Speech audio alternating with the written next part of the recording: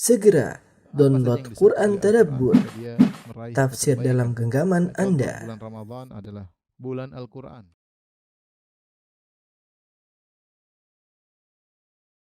Bismillahirrahmanirrahim. Assalamualaikum warahmatullahi wabarakatuh.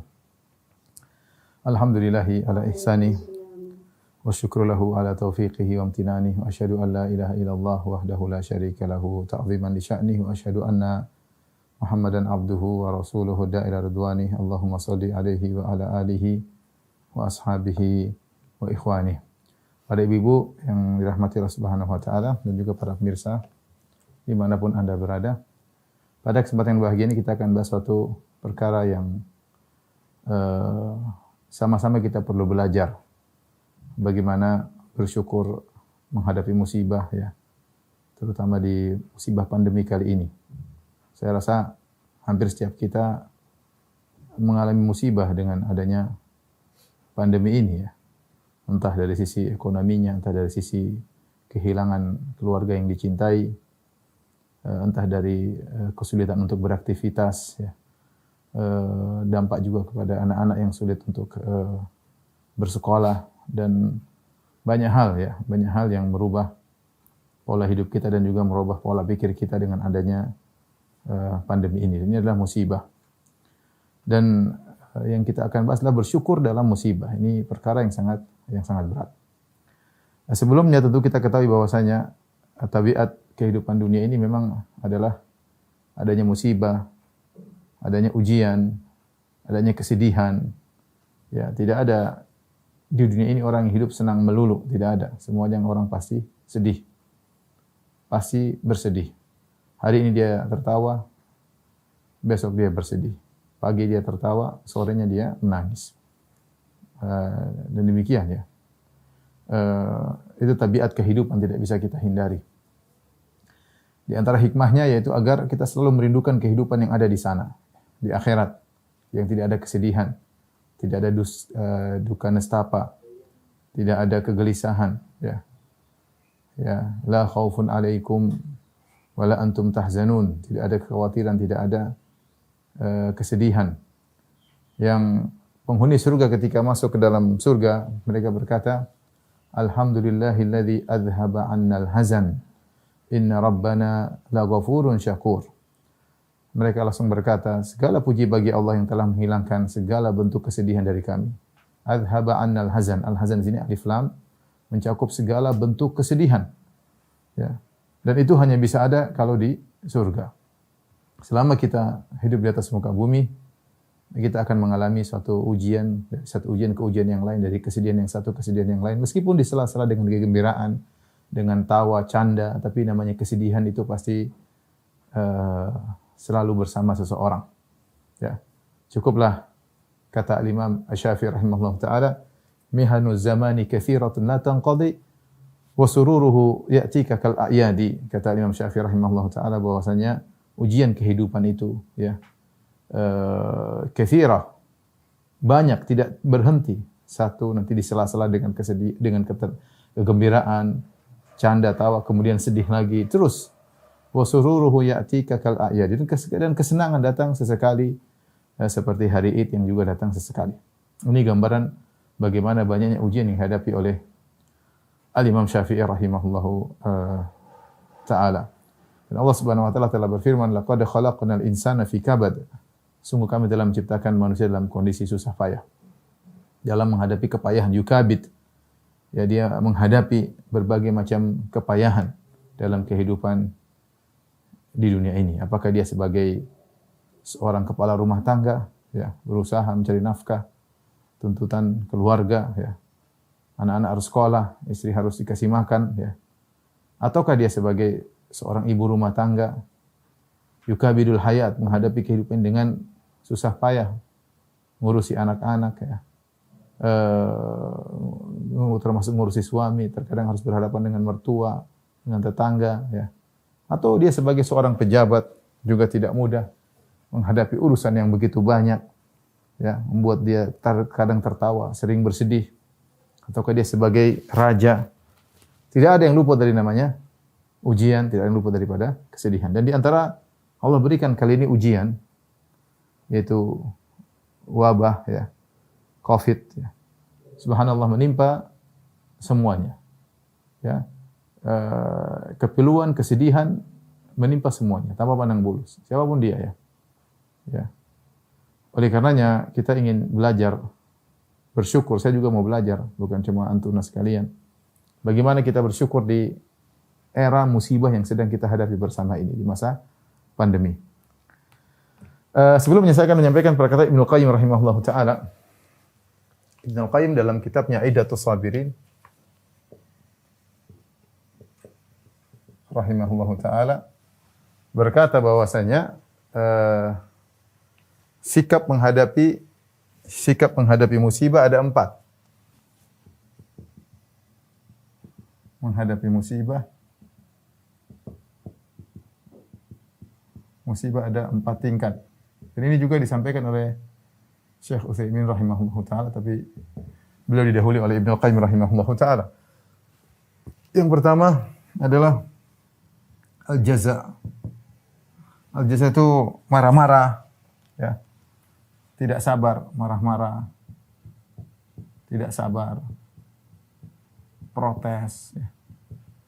Dan lain-lain. Ya, intinya adalah segala bentuk ucapan, segala bentuk ucapan dan tindakan, tulisan dan tindakan yang menunjukkan protes kepada keputusan Allah Subhanahu wa taala.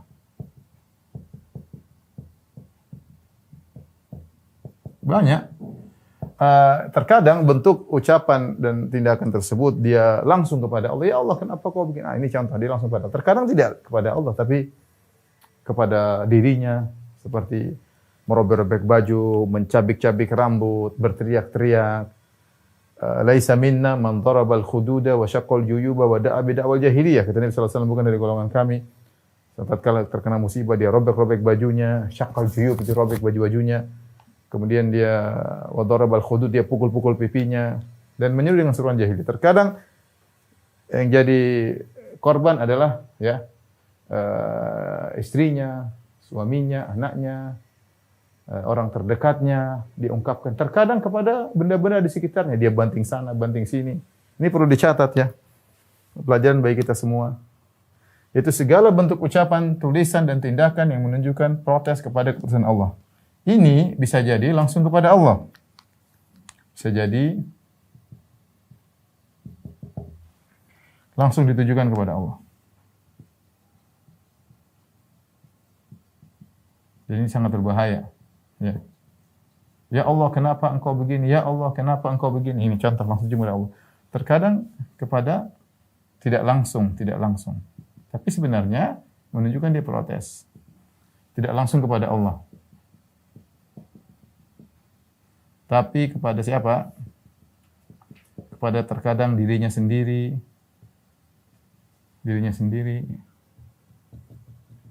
Terkadang kepada orang terdekatnya, istrinya, orang dekatnya. Ya. Terkadang kepada benda-benda di sekitarnya.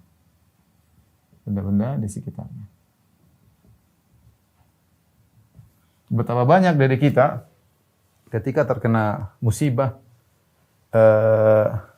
kita lakukan ini. Entah kita bentak-bentak suami kita, entah bentak-bentak istri kita, entah kita ngomel-ngomel, ngamuk-ngamuk, banting sana, banting sini. Ucapan terucap, tindakan dilakukan yang menunjukkan al-jaza. Kata Ibnu Qayyim, ini hanya orang-orang rendahan, orang-orang yang tidak punya muru'ah, ya, orang-orang yang ya tidak berakhlak, gampangannya demikian. Ya. Sekarang kita mulai belajar level kita bagaimana dalam agama ini ya. Ini yang pertama al-jaza, dan ini hukumnya haram. Dosa besar. Rasulullah mengatakan laisa minna. Sebenarnya mengatakan semua dosa yang Nabi mengatakan laisa minna, bukan dari golongan kami, berarti minal kabair. Dia kabirah minal kabair, bukan dari golongan kami. Dia termasuk dosa besar. Ya Allah alam, tapi ada khilaf tentang perkataan laisa minna, bukan dari golongan kami. Karena Rasulullah mengatakan laisa minna man darabal khududa wa syaqqal juyuba wa da'a bid'awal jahiliyah, bukan dari golongan kami ketika terkena musibah merobek-robek baju, menampar-nampar pipi dan menyuruh dengan seruan jahiliyah. Ini haram. Yang kedua adalah as-sabr. Sabar. Sabar. Apa bedanya sabar dengan jaza? Sabar apa namanya? As-sabr artinya dia menahan, ya. Habas. Sabar itu artinya maknanya adalah al-habsu. Al-habsu. Yang artinya menahan. Orang yang sabar itu dia merasa pilu. Artinya apa? Artinya dia merasa pilu, dia merasa pilu. Tidak suka dengan ujian ini. Dengan musibah tersebut dia tidak suka. Ya. Dia apa namanya? Dia pingin hilang segera, ya. Meskipun demikian, dia bisa menahan diri. Namun dia tetap menahan diri. Tetap menahan diri. Ya. Tahan lisan. Tahan tulisan. Jangan nulis-nulis sembarang di medsos, ya. Tahan tindakan. Ya. Ini hukumnya wajib. Sahabat hukumnya apa? Wajib. Pahalanya banyak.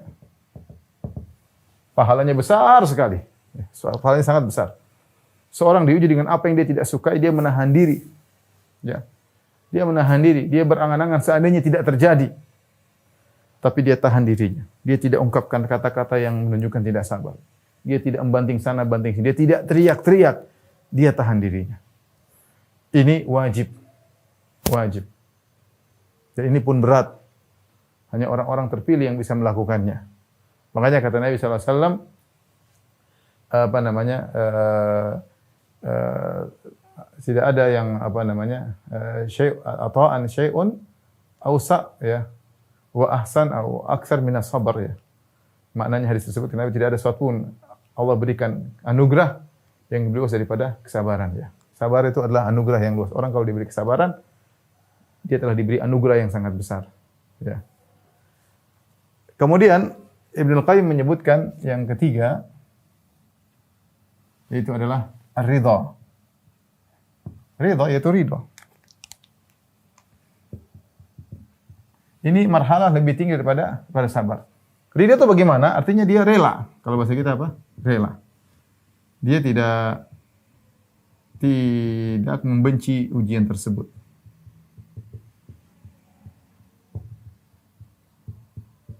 Dia lewati dengan tenang. Dia tahu ini takdir Allah. Dengan tenang, dia tahu ini adalah takdir Allah. Dia tahu ini takdir Allah.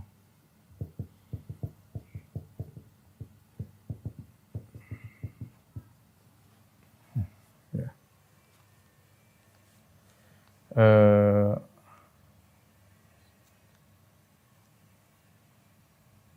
Allah berfirman, "Ma asaba min musibatin illa bi idznillah, wa may yu'min billahi yahdi qalbah." Ya. Tidaklah suatu musibah yang terjadi illa bi idznillah. Ma asaba min musibatin illa bi idznillah. Tidak satu musibah terjadi kecuali dengan izin Allah. Wa may yu'min billahi yahdi qalbah. Siapa yang beriman kepada Allah, beri petunjuk kepada hatinya. Al-Qamah ketika menafsirkan ayat ini mengatakan, seorang diuji oleh Allah Subhanahu wa taala, fa ya'lamu annahu min indillah, ya. Fayarda wa yusallim, maka dia ridha dan dia menyerahkan diri, memasrahkan diri. Jadi dia ridha, dia tahu ini semua dari takdir Allah Subhanahu wa taala. Allah singgung dalam Al-Qur'an, ma asab musibatin illa bi idznillah. Wa may yu'min billahi yahdi qalbah.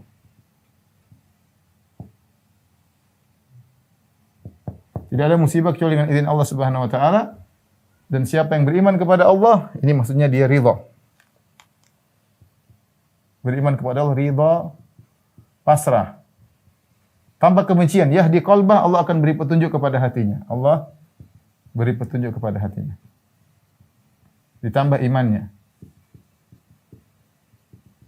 Ini adalah derajat yang lebih tinggi daripada sabar, tapi ini hukumnya sunnah, ya, sunnah. Tidak wajib, ya. Tidak wajib. Oleh karenanya kita dapati yang Allah sebutkan dalam Al-Qur'an tentang sabar, karena ini yang sangat mungkin dilakukan, ini berat. Allah tidak sampai pada derajat ini. Allah sudah kasih sabar dengan pahala yang banyak. Sabar disebut dalam Al-Qur'an sangat banyak. Wallahu yuhibbus sabirin. Innallaha ma'as sabirin. Allah mencintai orang sabar, Allah bersama orang yang sabar. Innama yuwaffas sabiruna ajrahum bighairi hisab. Sungguhnya orang sabar ganjarannya tanpa hisab, banyak ya. Banyak sekali ya.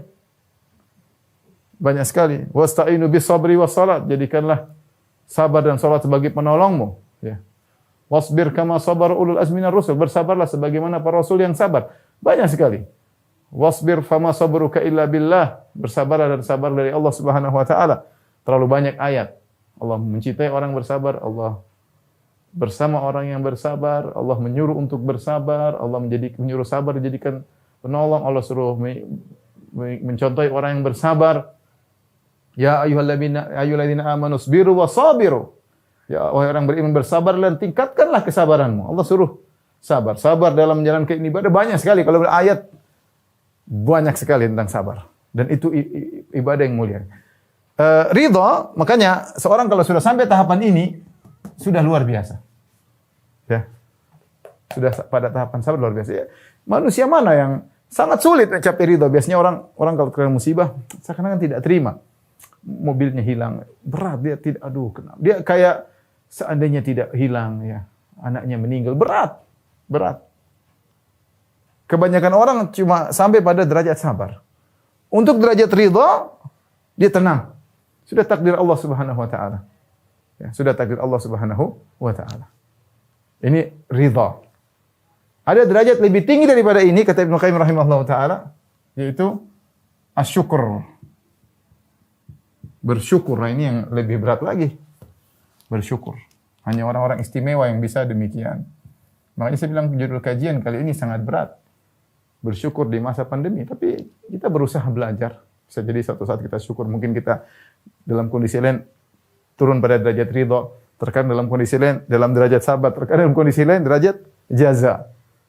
Bertahan dalam derajat syukur, siapa yang bisa luar biasa. Syukur apa? Dia mensyukuri, ya. Dia mensyukuri, cirinya apa? Dia mensyukuri musibah tersebut.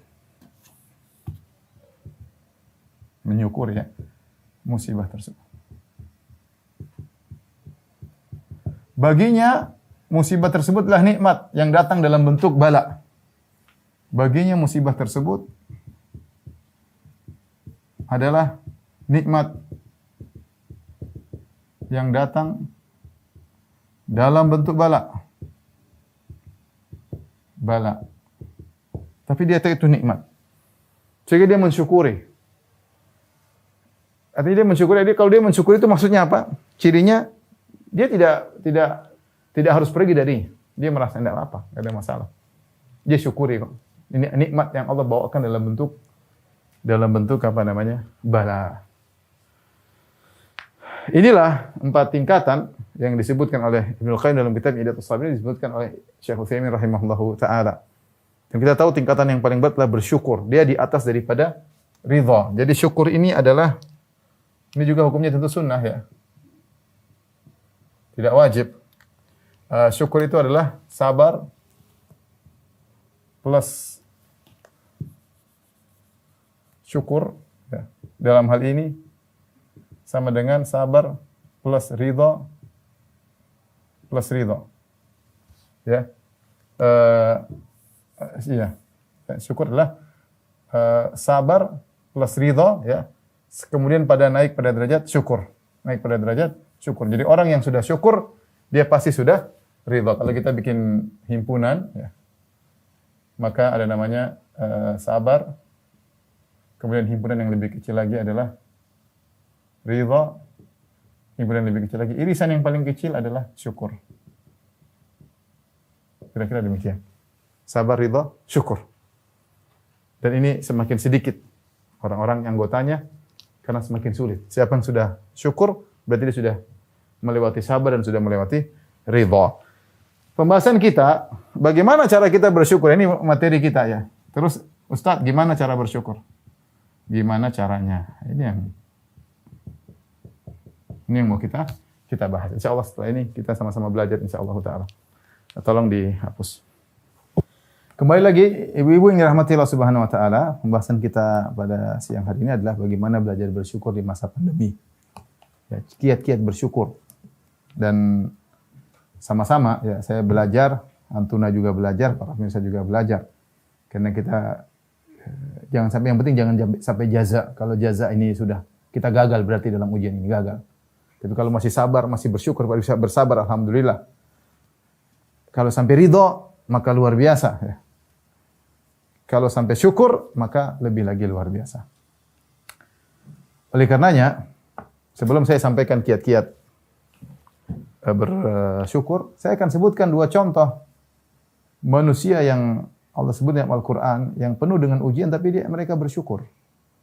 Manusia pertama tersebut, yang diliputi di kehidupannya dengan ujian, tapi dia bersyukur adalah Nabi Nuh alaihissalam.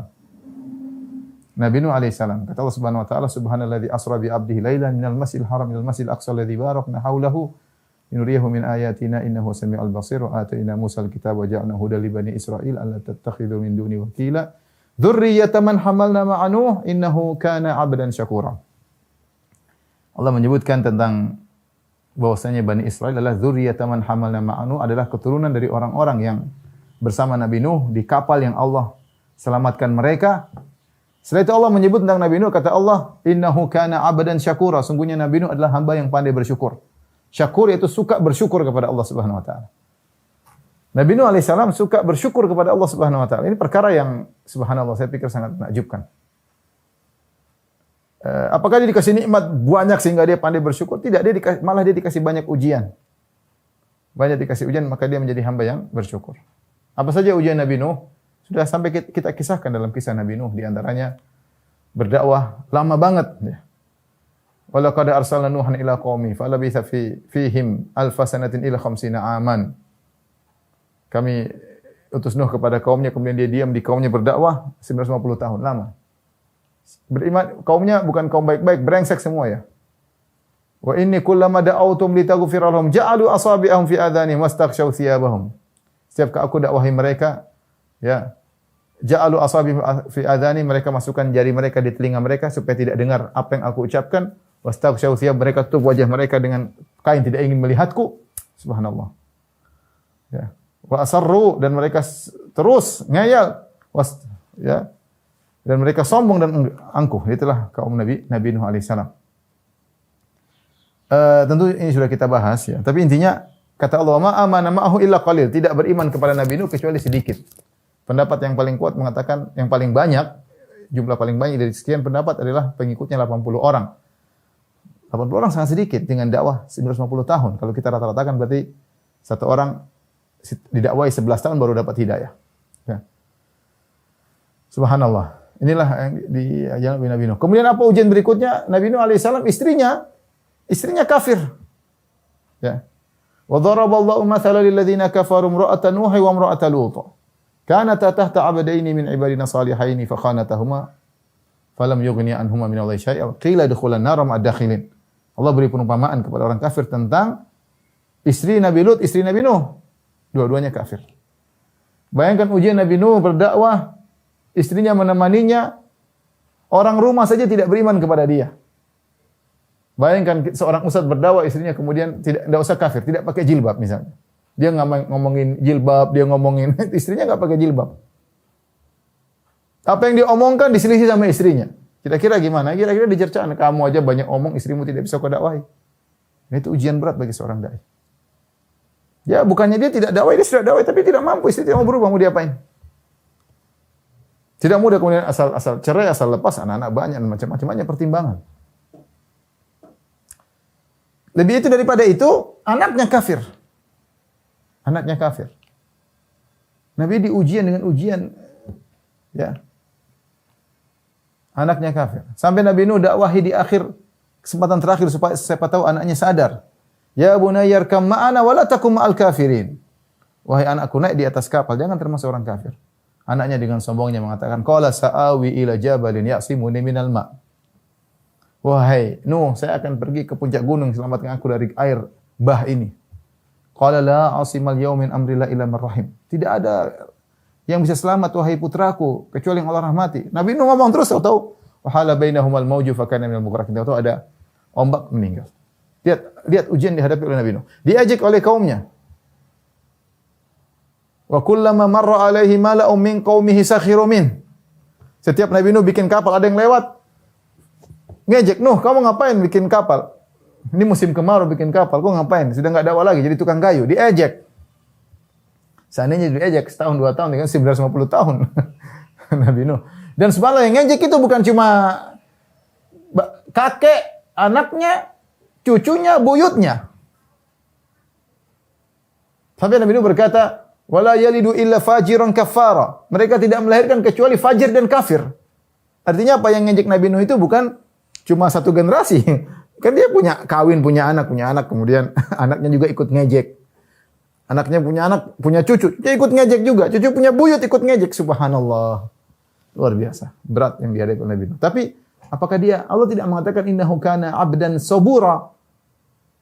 Dia adalah hamba yang sabar. Allah mengatakan innahu kana 'abdan syakura. Sungguhnya dia adalah hamba yang pandai bersyukur. Luar biasa. Ajaib. Nuh alaihissalam.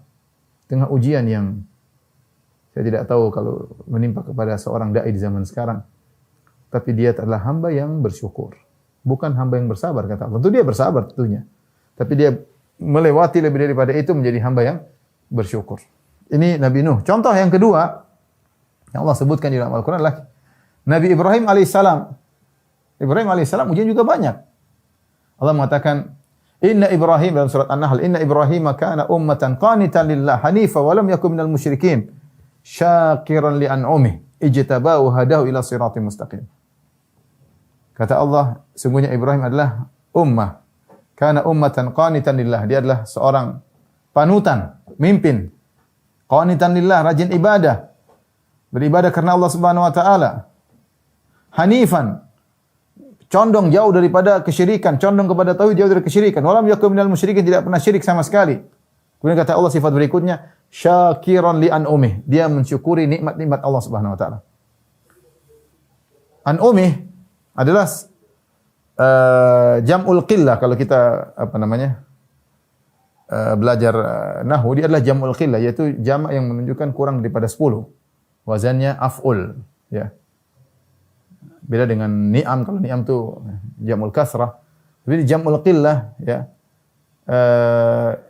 An'um, ya, an'um. Kata Asy-Syaukani rahimahullah dalam kitabnya Fathul Qadir tafsir, dia mengatakan, lihatlah Ibrahim alaihissalam bersyukur kepada Allah dalam segala nikmat, bahkan nikmat-nikmat yang kecil. Ya mungkin kalau kita sepelekan, kita kadang-kadang baru bersyukur kalau nikmat-nikmatnya besar. Nikmat kecil sering tidak kita syukuri. Bahkan nikmat besar tapi karena sering setiap hari kita rasakan juga tidak syukuri. Sesederhana contohnya nikmat oksigen. Ya kita karena tiap hari kita rasakan, kadang kita tidak merasakan itu nikmat. Tapi siapa yang benar-benar merasakan oksigen nikmat? Tatkala orang terkena COVID harus pakai ventilator, harus pakai oksigen. Baru dia tahu bahwasanya oksigen itu mahal. Baru dia tahu oksigen itu mahal. Ibrahim alaihissalam dia mensyukur dalam segala macam nikmat. Nikmat yang dianggap kecil pun dia syukuri. Dia ini siapa? Ini orang diuji dengan ujian yang berat. Ibrahim alaihissalam. Bayangkan dia dakwah di negerinya, di Babil. Semua orang memusuhinya. Satu negeri semua memusuhi dia. Dari rakyat sampai raja. Dari rakyat jelata sampai Raja Namrud. Semua memusuhinya. Sendirian. Bahkan keluarganya, ayahnya, Azar, memusuhinya, bahkan mengancamnya.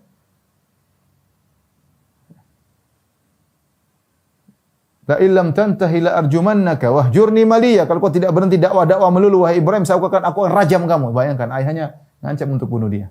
Merajam yang perbuat saya mati. Qala salamun alaik. Berat ujian Nabi Ibrahim, dimusuhi oleh seluruh manusia. Bayangkan orang semua bersatu padu ngumpulin kayu bakar untuk bakar dia, ingin berpesta melihat matinya Ibrahim alaihissalam. Semua ngumpulin kayu bakar. Sampai ada yang sakit bernadar, kalau saya sembuh saya akan bawa kayu bakar untuk bakar Ibrahim. satu negara semua bersatu padu ingin bikin acara besar yang ingin mereka bergembira melihat bagaimana terbakarnya Ibrahim. Mereka nyalakan api sebesar-besarnya. Tidak ada api paling besar di zaman itu seperti api yang dinyalakan untuk membakar Ibrahim alaihissalam. Ujian. Ujian apa lagi? Diusir oleh kaumnya, pergi. Diusir oleh bapaknya, diusir kaumnya, Ibrahim pergi. Ini muhajirun ila Rabbi, aku pergi. Pergi bukan senang-senang meninggalkan Babil, kampung halamannya, dia pergi. Berhijrah menuju Allah karena Allah Subhanahu wa taala. Ujian apa lagi? Menikah dengan istrinya. Puluhan tahun enggak punya anak. Berdoa, Rabbi habli minas salihin. Begitu Ibrahim keluar dari Babil dia berdoa, Rabbi habli minas salihin. Ya Allah anugerahkan aku dari anak saleh. Kapan dikabulkan? Puluhan tahun. Nah, Ibrahim kalau dia keluar dari kampungnya umur 20-an, ya, disebut dia adalah seorang remaja. Sami'na fatan yadhkuruhum yuqallahu Ibrahim. Disebut dalam Al-Qur'an Ibrahim disebut dengan fatan, pemuda. Ya umurnya mungkin belasan. Belasan atau 20 ya. Misalnya 20-an. Dia keluar 20-an dan dia baru punya anak umur 100 tahun, 100 tahunan. Sebagian disebut oleh para ulama 100 tahunan. Berarti sejak dia berdoa, diusir dari kampungnya, Rabbi habli minas salihin, anugerahkan Allah saleh, puluhan tahun, mungkin 60 tahun. Atau dia punya anak umur 80, saya Allah alam, berarti sekitar 60 tahun berikutnya baru dia dikabulkan oleh Allah Subhanahu wa taala. Baru punya anak namanya Ismail. Ketika anaknya lahir, dua istrinya cemburuan. Sarah cemburu sama Hajar. Masalah keluarga, ujian atau bukan? Ujian. Betapa banyak orang poligami stres dengan istrinya bertengkar. Stres. Sampai sebagian mereka semakin stres akhirnya ya udah nikah yang ketiga aja biar duanya bikin jengkel lagi, bikin masukkan wanita ketiga. Sampai ada yang seperti itu. Artinya Ibrahim alaihissalam ketika Sarah bertengkar sama atau marah kepada Hajar, sedih dia. Yang akhirnya Allah memerintahkan Nabi Ibrahim untuk membawa bagaimana Hajar ke kota Makkah, dipisahkan dari anaknya. Intinya ujian bertubi-tubi kepada Ibrahim dan ujian pada perkara-perkara yang sangat dicintai oleh Ibrahim alaihissalam, pada istrinya, kepada anaknya, kepada negerinya. Tetapi Allah mengatakan tentang Ibrahim syakiran li an'umih. Dia bersyukur atas nikmat-nikmat yang Allah berikan kepadanya. Ini contoh dua orang yang Allah sebutkan yang Allah limpahkan mereka dengan ujian, tapi mereka pandai bersyukur, pandai bersyukur. Nah, sekarang kita masuk pada kiat-kiat bersyukur dalam musibah.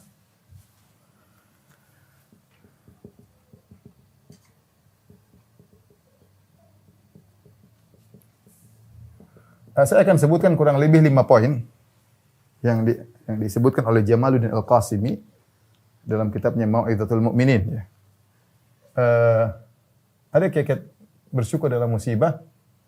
Yang pertama, bagaimana cara kita bersyukur dalam musibah? Karena syukur itu apa? Syukur itu adalah apa itu syukur? Syukur itu mengakui dengan hati, mengakui nikmat Allah dengan hati, kemudian mengungkapkan dengan lisan, dengan mengucapkan alhamdulillah. Kemudian yang ketiga adalah ungkapan dengan ibadah, ungkapan dengan amal. Seperti kata Allah Subhanahu wa taala, "I'malu ala Dawud syukra." Kata Allah, "I'malu ala Dawud syukra wa qalilun i'malu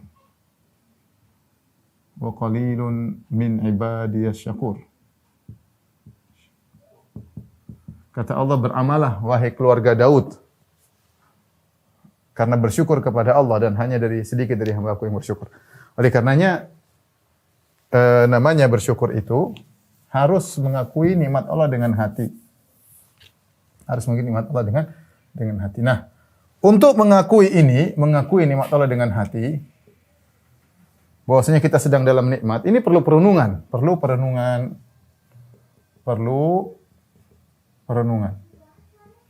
Makanya pada kesempatan ini saya akan mengajak para ibu-ibu sekalian rahmatillah subhanahu wa ta'ala, juga para pemirsa untuk merenungkan 5 perkara yang semoga dengan 5 perkara ini membantu kita untuk bisa bersyukur kepada Allah Subhanahu wa taala. Disebutkan oleh Jamaluddin Al-Qasimi, Syekh Al-Qasimi dalam kitabnya Mau'izatul Mu'minin. min Ihya Ulumuddin. Taib, yang pertama adalah kita bersyukur. Ini pernah disampaikan oleh Syuraih Al-Qadhi sebagaimana dinukil oleh Az-Zahabi dalam Syiar A'lam Nubala. Dia mengatakan aku bersyukur dalam musibah, aku bersyukur karena ada 4 perkara. Pertama, aku bisa menghadapinya, musibahnya tidak besar. Yang kedua, tidak pada agamaku. Ada 4 perkara dia sebutkan. Ini sebagainya dinukil oleh Al-Qasim. Yang pertama adalah sangat mungkin musibah lebih besar. Sangat mungkin. Mudah bagi Allah. Akan tetapi Allah tidak menjadikan lebih besar.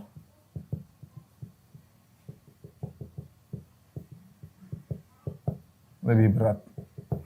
Ini yang pertama. Ya sangat mungkin. Ya kita ada musibah, mungkin kita ekonominya turun. Bisa jadi lebih hancur lagi, bisa jadi. Bisa jadi. Kita lebih parah, pasti ada yang lebih parah. Pasti yang lebih parah. Oleh karenanya untuk bisa merenungkan hal ini perlu kita melihat yang lebih parah daripada kita. Maka perlu melihat yang lebih buruk daripada kita.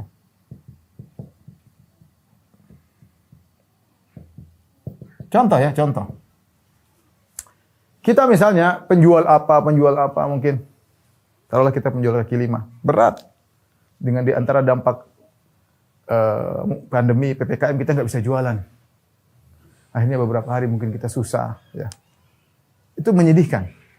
Tapi bagaimana Anda bayangkan seorang pengusaha besar yang punya pegawai sangat banyak, sementara hutangnya harus dia cicil, tidak bisa cicil sama sekali. Dia bukan cuma perusahaannya hancur, bukan. Terlilit utang. Ditelepon-telepon orang, dikejar-kejar orang. Semua orang sekarang minta duit dari dia. Padahal selama ini dia hidup nyaman. Kita mungkin, misalnya penjual makanan, ya kita sedih. Anak kita mungkin lapar. Tapi ya ada orang lebih parah. Lebih parah daripada kita. Ini contoh sebenarnya. Artinya kita lihat. Makanya dia mengatakan, unzuru ila man asfala minkum wa la tanzuru ila man fawqakum. Lihat orang lebih parah daripada kalian, jangan lihat yang di atas. Fa innahu ajdaru alla tazzaru ni'matallahi alaikum. Kalian tidak akan meremehkan nikmat Allah. Makanya Syekh Abdul Karim Al-Khudairi mengatakan, seorang kalau mau adil, mau jujur, meskipun dalam kondisi susah, ada sisi dia bersyukur kepada Allah. Contoh orang biasa orang apa pekerja-pekerja kasar misalnya. Dia mau tidur gampang. Tidur di atas kayu, tinggal kasih kain, ngorok tidur. Nanti dia kerja keras, pulang ketemu anak istrinya, dia senang-senang ketawa. Seandainya dia sholat, ibadah, dia akan bahagia dalam meskipun kerjanya sebagai tukang. Sementara ada orang kaya raya tidur susah. Jaga-jaga, hati-hati, ada bodyguardnya, takut di ini, takut di anu. Khawatir hidupnya, penuh dengan kekhawatiran. Takut ada pesaing yang lain, takut ini. Kalau dia tidak, kalau bertakwa sih aman. Ada orang kaya senang-senang bertakwa kepada Allah, dia nikmati. Tapi ada orang yang susah ya. Makanya yang lebih susah daripada kita banyak. Sebenarnya kalau kita mau jujur memikirkan. Tapi Anda di masa pandemi mungkin ada orang yang cintai meninggal, yang Anda cintai meninggal, entah istri Anda, suami Anda. Saya tahu sangat pedih, itu sangat perkara yang sangat pilu. Tidak kita mungkin. Bagaimana orang tua kita meninggal, bagaimana ada anak kita yang meninggal. Tapi mungkin kita di rumah 1-2 orang yang meninggal. Ada orang semuanya meninggal. Bapaknya meninggal, ibunya meninggal, istrinya meninggal. Subhanallah. Bayangkan. Bayangkan. Anda mungkin yang kena pandemi akhir isolasi di rumah. Gak bisa apa-apa. Gak bisa apa-apa. Sedih. Mau keluar gak bisa. Tahan di rumah. Anda masih mending isolasi di rumah. Ada orang gak bisa apa-apa. Seperti Jakarta disuruh pergi ke Wisma Atlet. Keluarganya bilang kamu jangan di sini. Kamu kalau di sini semuanya kena, suruh pergi. Pergi dia bawa tasnya, pergi sampai Wisma Atlet, kemudian full. Dia nunggu mau pulang nggak bisa, nunggu nongkrong di situ. Bayangkan betapa sedih, betapa hancur hatinya. Mau kemana dia? Mau pulang nggak diterima di rumah. Masuk Wisma Atlet sudah full. Ya Allah, jadi maksud saya ada saja kita susah, ada yang lebih susah daripada kita. Makanya kalau kita bersyukur, di antaranya kita memikirkan bahwasanya bisa saja Allah berikan saya musibah yang lebih berat daripada ini. Dan saya berhak mendapatkannya karena saya tahu dosa-dosa saya. Tapi Allah tidak lebih berat, tidak memberikan lebih berat daripada ini. Saya bersyukur kepada Allah. Ini contoh, ini teori ya. Tapi kita kan sama-sama belajar ingin bersyukur. Lihat yang lebih parah, renungkan Allah mampu memberikan lebih berat daripada ini. Tapi Allah tidak berikan lebih parah. Seandainya Allah berikan lebih parah daripada ini, Allah berhak. Kita tahu diri. Tahu maksiat yang kita lakukan. Tahu kita ibadah enggak benar. Tahu. Tapi Allah berikan musibah yang alhamdulillah bisa kita hadapi. Tapi yang kedua, ya.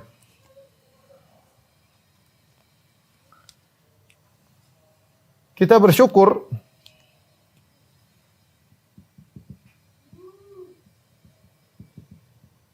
ternyata musibah tidak pada agama kita.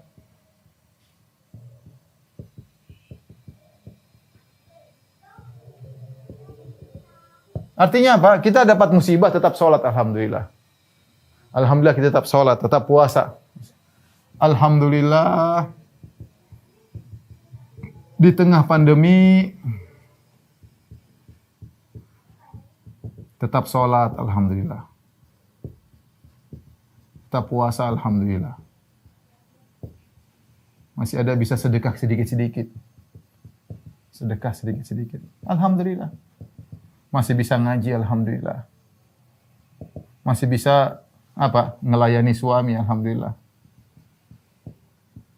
Masih bisa ibadah. Sebagian orang terkena musibah pandemi, udah kacau. Jadi kalau kita lihat, saya pernah lihat agama lain di negara lain ketika musibah luar biasa. Mereka bawa simbol agama mereka, mereka masukkan ke bokong mereka, menghina Tuhan mereka. Ada Tuhan-Tuhan mereka, berhala yang mereka buang, mereka tidak kuat. Sebagian orang di tengah pandemi musibah bermaksiat kepada Allah.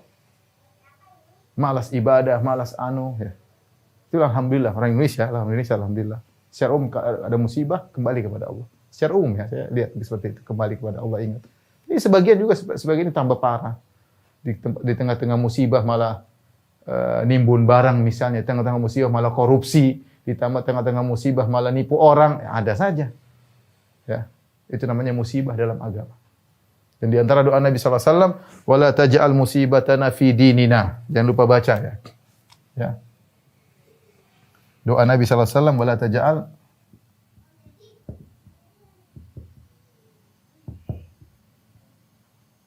musibatana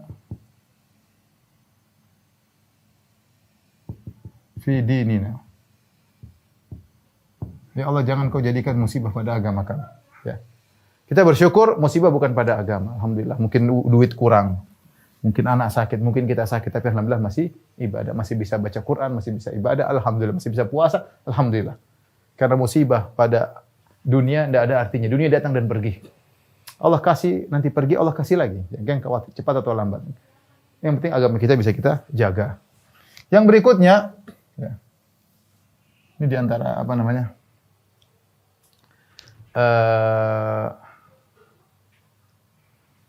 di antara renungan bahwasanya kita bersyukur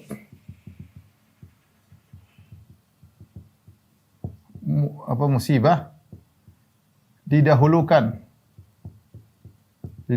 di dunia. Karena sangat mungkin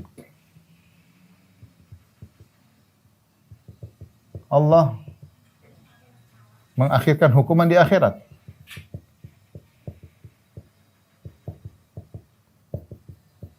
Hukuman di akhirat.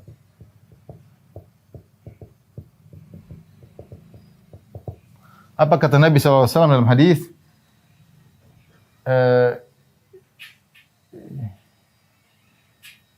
Idza arada Allah bi abdi khairan. Idza arada Allah bi abdihi khairan ajjala lahu al-uqubata fid dunya. Wa idza arada Allahu bihi syarran amsaka anhu. Kata Nabi sallallahu alaihi wasallam, jika Allah menghendaki kebaikan pada seorang,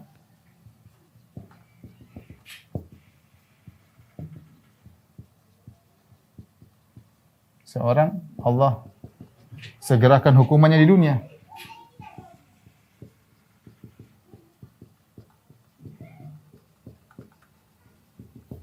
Ya.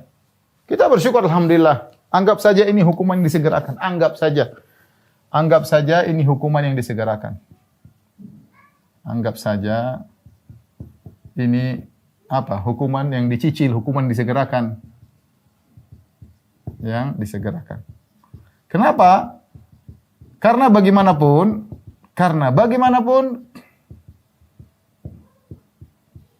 hukuman di akhirat lebih berat.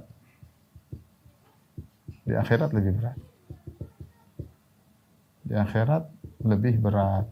Tidak ada bandingannya dengan dunia. Tidak ada bandingan di dunia bagaimanapun. Ya, kita sih inginnya al-afiyah. Allahumma inni as'aluka al-afiyah. Ya Allah, aku mohon keselamatan tentunya. Tapi terkadang kita sudah minta maaf, sudah beristighfar, tapi istighfar kita masih dipertanyakan, tobat kita dipertanyakan. Akhirnya Allah bersihkan dosa-dosa kita dengan menyegerakan hukuman. Ya, kita tidak pingin, tapi kalau Allah kasih sudah anggap saja ini disegerakan, dicicil. Daripada kalau kita dapat di akhirat repot. Nabi mengatakan, "Idza aradallahu bi 'abdil khair ajalahu al-uqubata fid dunya." Kalau menghendaki kebaikan bagi seorang hamba dunia, Allah segerakan. Wa idza arada bi 'abdi syarra amsaka anhu. Jika Allah menghendaki keburukan, Allah tunda hatta yuwafiya bihi yaumal qiyamah, sampai Allah balas pada hari kiamat. Kita enggak ingin. Kita ingin diampuni oleh Allah Subhanahu wa taala. Tidak usah dihukum di dunia, tidak di akhirat. Itu yang kita ingin semuanya. Kita ingin Allah ampuni tidak di dunia, tidak di akhirat, tidak usah dibalas. Tapi kalau Allah balas, lebih baik di dunia daripada di akhirat. Lebih baik di dunia daripada di akhirat. Baik. Berikutnya poin keempat.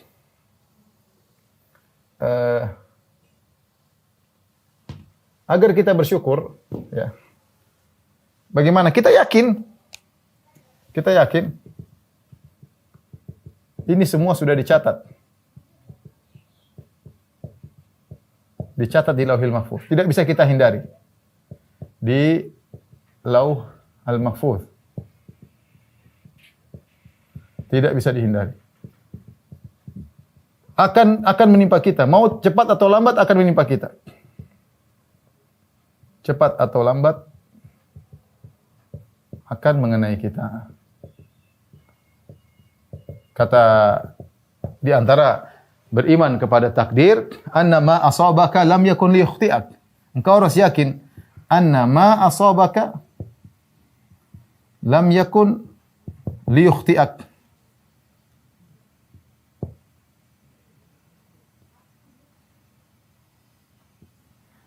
Tidak akan meleset. Apa yang menimpamu tidak akan meleset.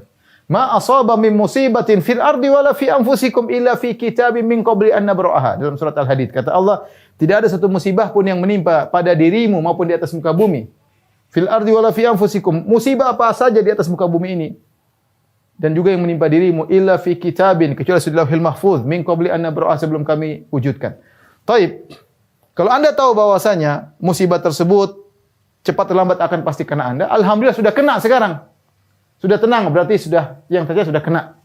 Daripada gelisah nanti akan datang lagi, sudah kita bilang alhamdulillah. Sudah kena. Sudah dicicil gampangannya, sudah kena, sudah selesai. Sudah lewat, alhamdulillah. Ya. Allah kasih musibah lagi, tidak urusan belakangan. Tapi alhamdulillah yang kita tunggu atau enggak tunggu akan datang, sudah datang. Ini meringankan diri kita. Ya. Ini di antaranya kita merenungkan tentang takdir.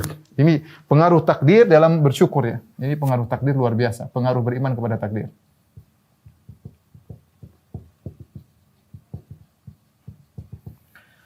Taib, yang terakhir meyakini bahwasanya bersabar dengan musibah pahalanya besar.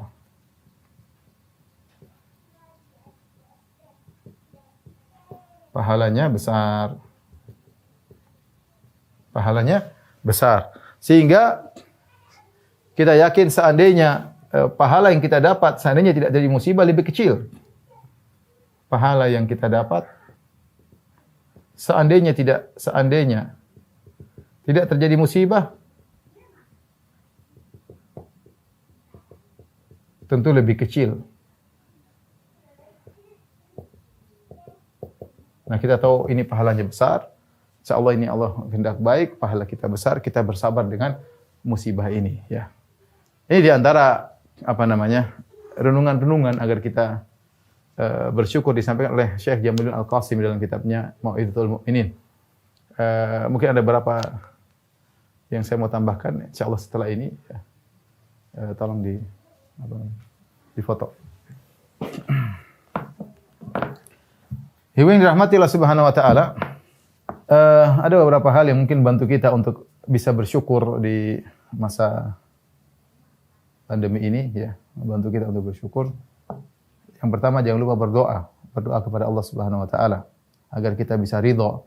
Karena ridho adalah syukurlah ridho plus ya. Kalau kita bisa ridho untuk bersyukur lebih mudah ya. Di antara doa Nabi sallallahu alaihi wasallam as'aluka ridha ba'dal qadha. Allahumma inni as'aluka ar-ridha ba'dal qadha. Ya Allah, aku mohon kepada Engkau keridhaan setelah terjadi keputusan-Mu. Ya, ini perlu kita sering ucapkan. Ya, as'aluka ridha ba'dal qadha. Ya. Ketika kita berdoa dengan demikian, kita berharap apapun yang Allah tetapkan, kita bisa menjadi ridha. Kalau ridha berarti kita mudah untuk bersyukur kepada Allah Subhanahu wa taala. Kemudian tatkala terkena musibah, entah kena Covid bagi efek pada keluarga kita, efek kepada orang tua kita, efek kepada ekonomi kita. Pertama terkena musibah langsung kita bilang inna lillahi wa inna ilaihi raji'un. Langsung. Jadi kata Nabi SAW, innamas sabru inda sadamatil ula. Ini sangat penting. Sungguhnya sabar itu pada hantaman yang pertama. Ya, hantaman yang pertama. Sejak awal langsung kita ketika dihantam mendengar kabar entah ekonomi kita lagi kacau, entah orang tua kita meninggal, entah anak kita meninggal, entah apa, entah suami kita, istri kita, langsung bilang inna lillahi wa inna ilaihi raji'un. Allahumma ajurni fi musibati wa akhlif li khairan minha. Ya Allah, Allahumma ajurni, Allah berilah aku pahala dalam musibahku ini, wa akhlif li khairan minha, dan gantikanlah aku dengan yang lebih baik. Kita ucapkan alhamdulillah ala kulli hal. Alhamdulillah ala kulli hal. Segala puji bagi Allah atas segala keputusan. Di balik ini pasti ada kebaikan yang tidak kita ketahui. Pasti. Alhamdulillah. Kenapa kita muji Allah? Karena kita tahu di balik ini pasti ada hikmah. Makanya kita bilang alhamdulillah ala kulli hal. Kita enggak tahu hikmahnya apa, tapi kita ucapkan alhamdulillah ala kulli hal. Sehingga kita bisa mudah untuk bersyukur kepada Allah Subhanahu wa taala. Ya. Kemudian di antaranya kita dengan mencoba untuk misalnya berpikir positif, husnudzan kepada Allah Subhanahu wa taala, sebagaimana kisah yang disebutkan oleh Allah Subhanahu wa taala tentang Nabi Khadir yang membunuh seorang anak ketika Nabi Musa mengingkari, ya, kau telah melakukan laqad ji'ta syai'an nukra, engkau telah melakukan suatu perbuatan yang mungkar, yang buruk. Maka kata Nabi Khadir, amal gulamu fakana abawahu mu'minaini fakhashina ayyurhiqahuma tughyanan wa kufra. Adapun kedua orang tua anak ini adalah dua orang tua yang beriman, dan apa namanya, kami khawatir kalau anak ini saking disayang oleh dua orang tuanya akan menjerumuskan kedua orang tuanya ke dalam perbuatan yang berlebihan atau kekufuran. Fa arada rabbuka ayyubdilahuma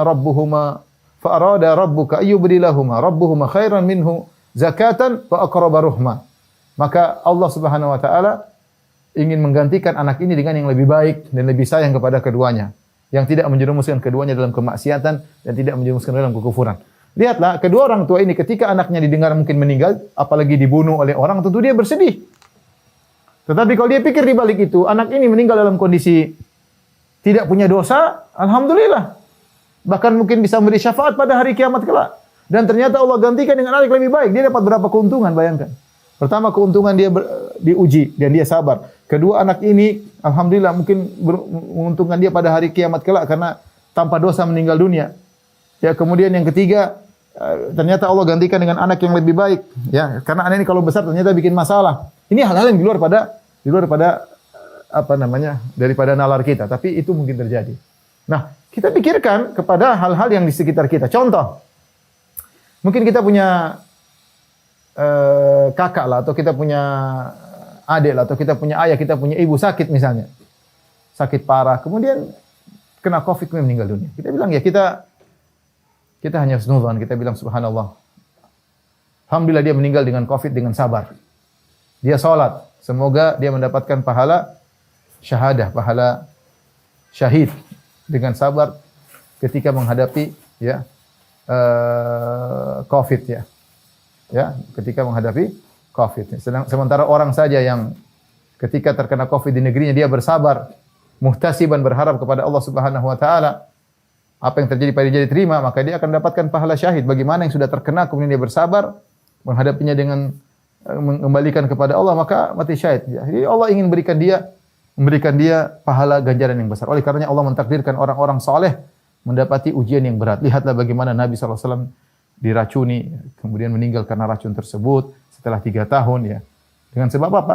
Nabi SAW tidak mungkin dibunuh ya karena tapi Allah ingin memberikan kepada Nabi SAW pahala mati syahid dengan racun tersebut. Lihatlah bagaimana Umar bin Khattab minta mati syahid, akhirnya Allah kabulkan. Ditikam ketika dia jadi imam. Lihatlah bagaimana Utsman dikepung kemudian ditikam oleh orang-orang. Lihatlah bagaimana Ali bin Abi Thalib keluar salat subuh ditikam keluar salat subuh ditikam kepalanya. Subhanallah. Lihatlah bagaimana Husain di Karbala, lihatlah bagaimana Hasan diracuni. Lihatlah, mereka orang mulia. Allah ingin berikan pahala syahadah kepada mereka. Ya kita tahu teman-teman kita, Masya Allah ada yang kita tahu orang baik, Masya Allah dermawan, tapi mati kena COVID. Ya sudahlah. Ya, Allah ingin mengambilnya dengan cara mati syahid. Dan kita sedih, tapi kita berpikir positif. Ya. Dan juga misalnya dia sakit-sakitan selama ini, dia meninggal, ya alhamdulillah. Mungkin Allah pindahkan dia dari kehidupan yang sulit sekarang ini, sakit-sakitan, selalu obat, sakit, capek. Allah pindahkan ke kehidupan yang penuh kenikmatan. Allah jadikan kuburannya raudhatan min riyadil jannah, dari taman-taman surga di kuburannya. Allah berikan dia nikmat surga. Pada hidup susah di dunia, Allah pindahkan kepada kehidupan yang lebih nikmat. Kita, maksud saya husnudzan. Husnudzan, ya. Ada orang mungkin terkena dampak COVID, ekonomi jatuh, kita bilang subhanallah. Mungkin kalau kita punya uang banyak, kita sombong, dan kita enggak tahu. Mungkin kita maksiat. Ya. Walau basatallahu rizqa li ibadihi la bagau fil ard. Kalau Allah bentangkan rezeki kepada hamba-hambanya semuanya, mereka akan melampaui batas. Kalla innal insana la yatgha ar-ra'ahu istaghna. Ketahuilah manusia itu akan melampaui batas jika dia merasa dirinya kaya, dan betapa banyak orang kaya seperti itu. Allah kasih ujian agar kamu tahu tentang nikmat sehat, agar kamu tahu tentang nikmat oksigen, agar kamu tahu tentang nikmat salat di masjid itu kayak apa, agar kamu tahu nikmat bagaimana berhari raya di lapangan salat bareng-bareng, itu nikmat semua yang mungkin sebagian kita kehilangan. Kita berpikir positif saja ya, sehingga kita mensyukuri atas apa yang Allah beri kepada kita. Wallahu a'lam bishawab. Kepada ibu-ibu sekalian, mungkin sampai sini saja kajian kita. Kurang lebihnya saya mohon maaf. Semoga ibu-ibu dan para pemirsa sekalian bisa menjadi hamba-hamba yang sabar, kemudian belajar menjadi hamba-hamba yang ridha, kemudian menjadi hamba yang bersyukur di tengah-tengah musibah pandemi atau musibah-musibah yang lainnya. Kurang lebihnya saya mohon maaf. Wabillahi taufiq wal hidayah. Assalamualaikum warahmatullahi wabarakatuh.